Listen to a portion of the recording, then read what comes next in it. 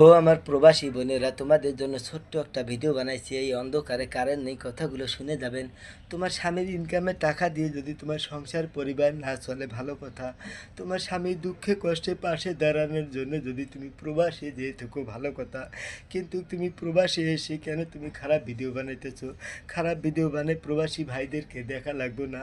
কারণ প্রত্যেকটা প্রবাসী ভাইয়ের জীবনে নারী আছে। তারাই একমাত্র ভালো জানে যে নারীর জীবনে কী আছে কী নাই। তোমাদেরকে খারাপ ভিডিও বানিয়ে দেখা লাগবে না। এখনও সময় আছে, তোমরা ভালো হয়ে যাও। কেন তোমরা খারাপ ভিডিও বানিয়ে দেশটাকে নষ্ট করতেছো? কারণ তোমরা ভালো করেই জানো প্রবাসী ভাইদেরকে সবাই ভালোবাসে। তোমরা প্রবাসী ভাইয়ের মুখে আর তোমরা চুন কালি মাখাইও না। কতগুলো প্রবাসী বোন আছে, স্বামী কাজে বেরিয়ে যাওয়া মাত্র ঘরে দরজা দিয়ে ভিডিও বানা শুরু করে দেয়। এরা বুঝি আর ভালো হবে না, এরা বুঝি দেশটাকে নষ্ট করে ফেলবে।